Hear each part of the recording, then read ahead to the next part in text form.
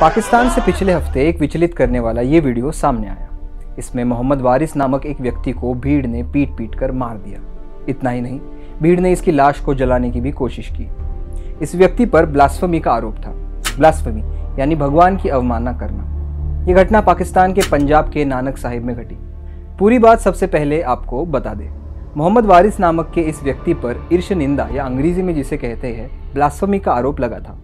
वारिस पर कुरान शरीफ के पन्नों की बेअदबी करने का आरोप था, जिसके चलते वे नानक साहिब के एक जेल में कैद थे। पुलिस प्रवक्ता वकास खालिद ने गार्डियन को बताया कि गुस्से में भीड़ ने लकड़ी की सीढ़ी का इस्तेमाल करते हुए पुलिस स्टेशन पर धावा बोल दिया। वारिस को बाहर खींच लिया और पीट पीट कर मार डाला। लिंचिंग के बाद भी वे संतुष्ट नहीं हुए और उसके शरीर को जलाने की कोशिश की। ब्लास्फेमी या ईर्ष निंदा का ये मामला भले ही दिल दहलाने वाला है, लेकिन पिछले कुछ सालों में ऐसी घटनाएं होना पाकिस्तान में आम हो चुका है। हर दूसरे महीने में ब्लास्फेमी के आरोपियों पर होने वाले जुल्म की खबरें आती रहती है। इसका कारण ये भी है कि पाकिस्तान ने पिछले साल ब्लास्फेमी के कानून में कुछ बदलाव किए। तो धर्म का नाम लेकर आखिर कब तक भीड़ अत्याचार को विजयी बनाती रहेगी? यही सवाल human rights commission of Pakistan सालों से पूछ रहा है। उन्हीं की रिपोर्ट ने साझा किए हुए डेटा से ये पता लगता है कि वर्ष 2021-22 में पुलिस ने ब्लास्फेमी के कुल 585 केस दर्ज किए।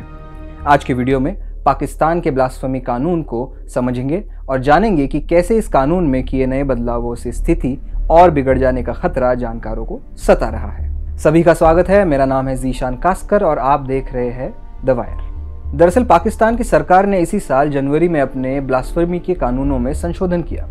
पहले से सख्त ब्लास्फेमी लॉ में तब्दीली के बाद अब पाकिस्तान में रसूल पैगंबर मोहम्मद सहित उनके परिवार या इस्लाम के 4 खलीफाओं का अपमान करते अगर कोई पाया जाता है तो उसे उम्र कैद या फांसी की सजा भी हो सकती है। Human rights commission of Pakistan ने शुक्रवार को कहा कि वह नवीनतम कानून से चिंतित है और ये कि इस तरह के कानूनों के दुरुपयोग के पाकिस्तान के खराब रिकॉर्ड को देखते हुए इन संशोधनों को धार्मिक अल्पसंख्यकों और सांप्रदायों के खिलाफ असंगत रूप से हथियार बनाना संभव है। इतिहास ये देखता है कि जिन लोगों पर इस्लाम के खिलाफ ईर्ष निंदा का आरोप लगाया गया है वे भीड़ के कथित न्याय का शिकार बन सकते हैं। कई बार ऐसा देखा गया है कि कानून कार्रवाई शुरू होने से पहले गुस्साई भीड़ द्वारा घातक रूप से आरोपी को गोली मार दी जाती है। कई मामलों में व्यक्तिगत दुश्मनी या जमीन को लेकर विवाद के कारण भी आरोप लगते हैं। ऐसे कई केस है, लेकिन सबसे प्रचलित केस है आसिया बीबी का, जो कि एक क्रिश्चियन महिला है जो मजदूरी कर अपना गुजर बसर करती आ रही है। 2009 में आसिया पर पीने के पानी के ऊपर से हुए झगड़े के बाद स्थानीय धर्मगुरुओं ने इस्लाम की ईर्ष निंदा का आरोप लगाया।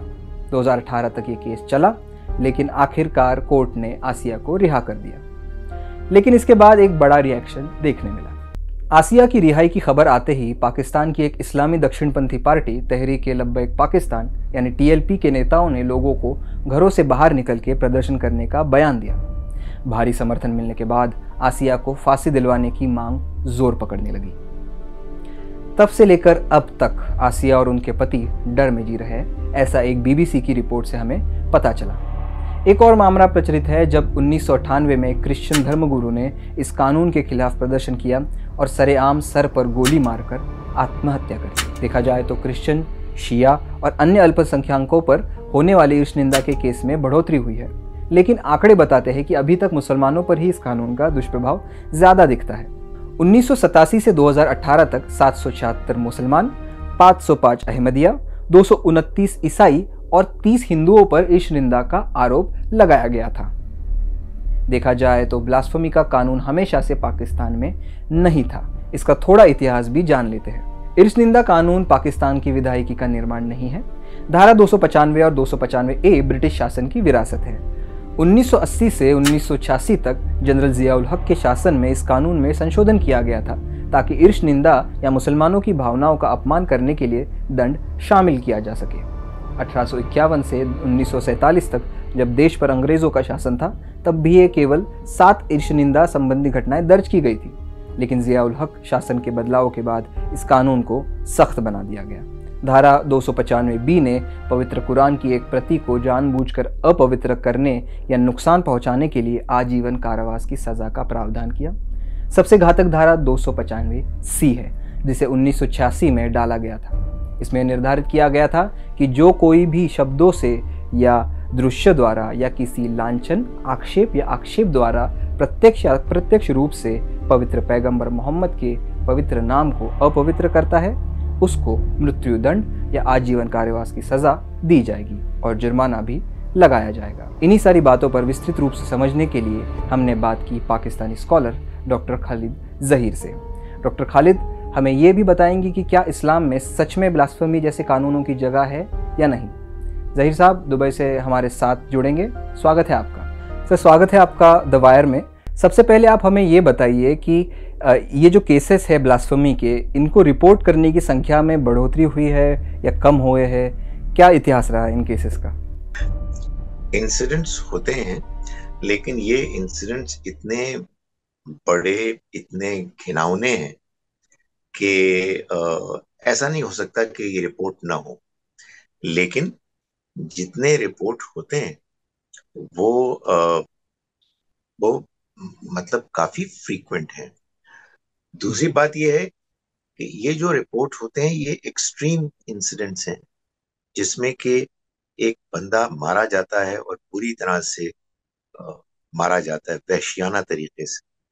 लेकिन उससे पहले वो इंसिडेंट्स के जिसमें लोगों के ऊपर इल्जाम लगता है, लोगों को जेल भेज दिया जाता है, अब वो तो ज़ाहिर रिपोर्ट नहीं होते। जेलों में लोग मौजूद हैं, उनके ऊपर इल्जामात लगे हुए हैं और अपनी जान बचाने के लिए वो बेचारे जेलों में फंसे हुए हैं, भरे हुए हैं। सर दूसरी बात, क्या इस्लाम में ब्लास्फेमी की कोई जगह है? अगर है तो कैसे, और अगर नहीं तो कैसे? प्लीज दर्शकों को समझा दीजिए सर। इस्लाम में ब्lasphemy के कानून की कोई गुंजाइश नहीं। यानी मैं आपको इस्लामी तालीमात की रोशनी में पूरे इत्मीनान के साथ कह रहा हूं कि किसी किस्म की कोई गुंजाइश नहीं है। Quite apart from the fact कि अगर आप मुझसे पूछेंगे तो मैं उसके आपको दलाइल भी बता दूंगा। Philosophically it doesn't make sense. अगर ब्लास्फेमी का कोई कानून है तो फिर अल्लाह माफ करे, इस्लाम की तालीमात में बहुत बड़ा कंट्रडिक्शन है, बहुत बड़ा कंट्रडिक्शन। इसलिए कि इस्लाम का पैगाम पूरी इंसानियत के लिए। मुसलमान, आपको मालूम है, दुनिया की कोई 22% आबादी, तो समथिंग लाइक 78, 77, 78% जो है वो नॉन मुस्लिम। अब अगर हम नॉन मुस्लिम्स को इस्लाम का पैगाम पेश करेंगे तो जाहिर है वो सवाल भी करेंगे, वो एतराज भी करेंगे, ये उनका राइट है। अब अगर उनको ये मालूम हो कि हमको अगर कोई बात कही गई और हम उस पर कोई ऐसा सवाल पूछते हैं कि जो जिससे पूछा गया है वो उसको अपसेट कर दे, तो वो हमारे ऊपर हमलावर हो जाएगा, तो कौन बेवकूफ आदमी इस तरह के पैगाम को सुनेगा? दायरे को सुनेगा ही नहीं। इसलिए it it doesn't make sense. यानी मुसलमानों को अगर मुझे मौका मिले और मैं उनको समझाऊं तो मैं उनको हाथ जोड़ कर कहूं कि खुदा के बंदों, तुम्हारे पैगंबर सल्लल्लाहु अलैहि वसल्लम ने तो लोगों के साथ इंतहाई नरमी के साथ बात, उनकी इतनी सख्त बातें, अजियतें, गुस्ताखाना बातें सुनी और कभी रद्द अमल का भी इजहार नहीं किया, सब्र किया। और ये इसलिए किया कि ये एक पैगाम है जो सबको पहुंचना है। जब आप लोगों के दिलों में दहशत फैला देंगे और आप ये लोगों को बावर कराएंगे कि आप लोग इतने सख्त हैं कि आप कोई तनकीद बर्दाश्त नहीं कर सकते, तो कौन आपका पैगाम सुनेगा? और इसके नतीजे में आप मुजरिम होंगे खुदा की अदालत में कि वो पैगाम के जो अल्लाह ताला ने पूरी दुनिया के इंसानों के लिए दिया था, आपने अपने पास उसको रखा हुआ है और किसी को जुर्रत नहीं होती कि वो उस पैगाम को सुने। सो बिल्कुल कोई गुंजाइश नहीं। सर शुक्रिया, आपने इस पूरे वाक्य को इतने विस्तृत रूप से समझाया और इसकी टेक्निकलिटीज़ में भी घुसे आप। लेकिन इसके अलावा मैं जानना चाहता हूँ कि पाकिस्तान इस हालात तक कैसे पहुंचा कि एक गुस्साई भीड़ एक आदमी को मार देती है और किसी को सज़ा नहीं होती, और ऐसा कई केसेस में देखा जा सकता है। तो पाकिस्तान इस हालत तक, इस स्टेज तक कैसे पहुंचा? इसके कई फैक्टर्स हैं। एक फैक्टर तो आप जानते हैं, आप मुझसे ज्यादा बेहतर जानते हैं कि पाकिस्तान इंडिया से अलग हो गया और इस्लाम के नाम पर हुआ। अब मैं पूरे एतमाद इत्मीनान से ये कह रहा हूं कि ये हमारे साथ एक ट्रेजिडी हुई। क्या हम एक बहुत बड़ी मेजोरिटी में मुसलमान हैं, मैं सोच समझ के कह रहा हूं कि ये एक ट्रेजिडी है। इसलिए कि जब आप दूसरे मजाहिब के लोगों के साथ मिल के रहते हैं तो आपको उनकी सेंसिटिविटीज सेंसिबिलिटीज का एहसास होता है। आपको ये मालूम होता है कि दुनिया में सिर्फ मुसलमान नहीं जीते, दूसरे मजाहिब के लोग भी जीते हैं। तो एक तो ये फैक्टर हुआ कि दाएं बाएं आगे पीछे हम सब मुसलमान हैं, जो नॉन मुस्लिम बेचारे बहुत टाइनी माइनॉरिटी है।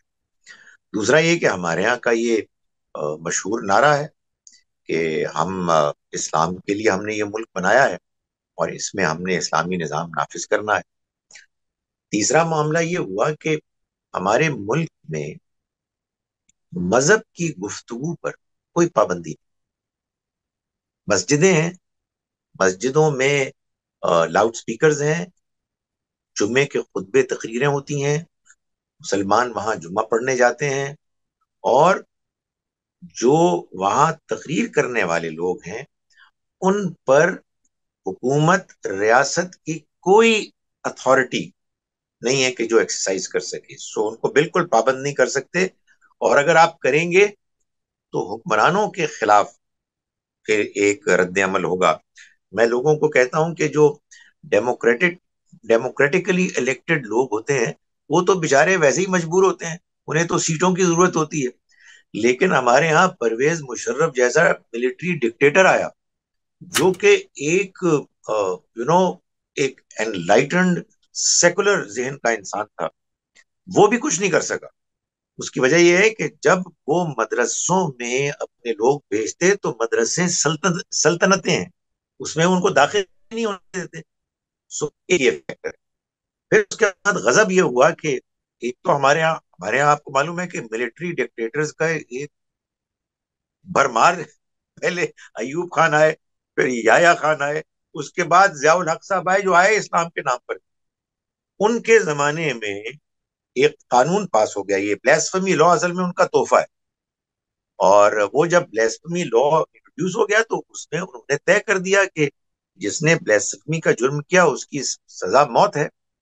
और ये ब्लास्फेमी और नबी सल्लल्लाहु अलैहि वसल्लम की शान में गुस्ताखी, इसके बारे में लोग इतने ज्यादा जज्बाती हैं कि अगर कोई इस जुर्म का इर्तकाब करे और कोई दूसरा शख्स उस बज़ाहिर नाम नेहाद सो कॉल्ड मुजरिम को मार दे तो वो हीरो बन जाता है। ये मामला ज्यादा नुमाया हुआ, प्रोमिनेंट हुआ सलमान तासीर साहब के कत्ल पर। जबकि उनके एक मुहाफिज ने, सिक्योरिटी गार्ड था, उसने उनको इस बयान पर, इस एलिगेशन पर, जो झूठी एलिगेशन।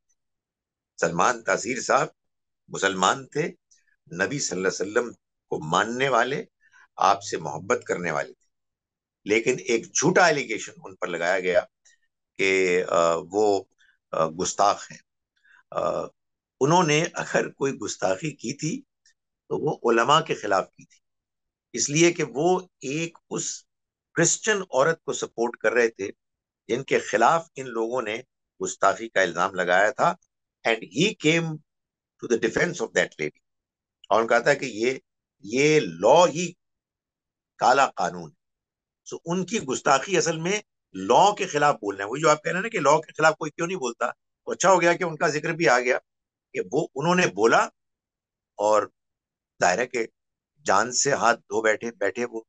सो वहां से ये मामला शुरू हुआ और फिर मुमताज कादरी जो है वो एक हीरो बन गए। हमारी हुकूमत ने बड़ी दिलेरी दिखाई कि उसको फांसी की सजा हुई, लेकिन जो उसका नमाज जनाजा थी वो अनप्रेसिडेंटेड थी, जो उसको एक हीरो के तौर पर लोगों ने हैसियत दी। सर, इस कानून को लेकर इतने केसेस रजिस्टर्ड होते हैं और काफ़ी ह्यूमन राइट्स ऑर्गेनाइजेशन ने भी इनके बारे में बोला है, बावजूद इसके कोई भी पॉलिटिकल पार्टीज इसके बारे में बोलने से कतराती क्यों है?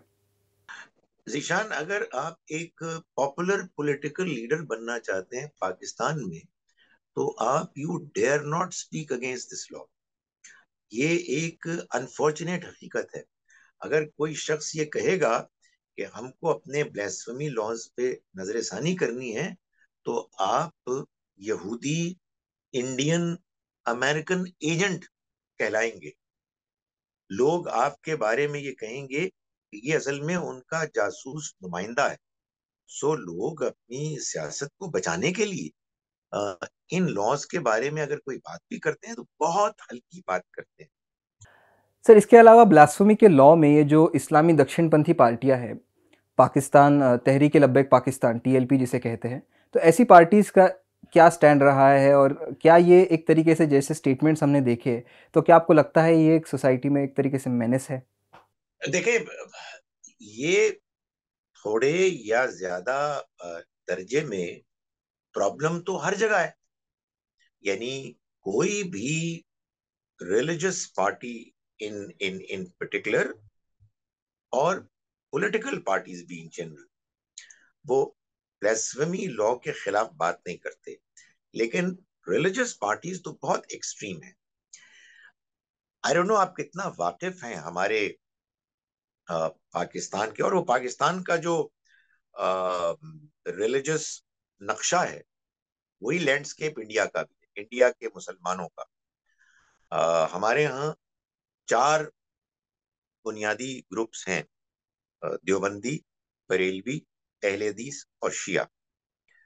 अ, ये जब लेट 70s में, अर्ली 80s में अफगान जिहाद शुरू हुआ, तो उसमें देवबंदी और अहले हदीस उसमें इन्वॉल्व हो गए, बहुत प्रोमिनेंट हुए। उनके मुजाहिदीन हैं कि जो नुमाया होने शुरू हो गए, ये उनको सपोर्ट करते हैं, वो अफगानिस्तान में जाते हैं। शिया हजरात जो हैं वो ईरान के जो भी तरफ से इन्फ्लुएंस आ रहा था उसमें एक्टिव थे। बरेलवी के जो अभी भी पाकिस्तान में मेजॉरिटी में, तो वो कुछ इस लिहाज से साइड लाइन अपने आप को महसूस कर रहे थे कि उनका कोई रोल ही नहीं है। तो उनके लिए ये बड़ा गैर मामूली मौका। मैं ये नहीं कह रहा कि उन्होंने जानबूझ के इसको इख्तियार किया, लेकिन बहरहाल वो बन गया। ये एक उनके लिए डोमिनेट करने की अपॉर्चुनिटी आ गई कि अगर कोई पैगंबर की जात पर कोई ऐसी बात करता है उसके बारे में कि जो गुस्ताखाना है, तो हम जान देने के लिए तैयार हैं। सो वो जो जान दे रहे थे अफगानिस्तान में मुजाहिदीन, और कुछ बरेलवी महसूस करते थे कि हम पीछे रह गए हैं, तो उनके लिए मौका आया है। सो तहरीक लब्बैक पाकिस्तान असल में बरेलवियों के लिए अब इस फील्ड में आकर अपने आप को नुमाया करने का मौका है। तो भीड़ की हिंसा से उमड़ने वाला ये डिस्कोर्स समाज में तनाव और नफरत ही फैलाता है। भारत में भले ही ईर्ष निंदा का कानून नहीं है, लेकिन धर्म के अपमान करने की आड़ में कई लोग जेल की सलाखों के पीछे रह चुके हैं। ऑल्ट न्यूज़ के मोहम्मद जुबैर का मामला सबसे प्रचलित याद पड़ता है। पाकिस्तान में हुई हिंसा को भारत में भी गंभीरता से देखना चाहिए। सालों से धर्म के नाम पर होने वाले अत्याचारों की संख्या भारत में भी बढ़ी है। तो धर्म का नाम लेकर आखिर कब तक भीड़ अत्याचार को विजयी बनाती रहेगी?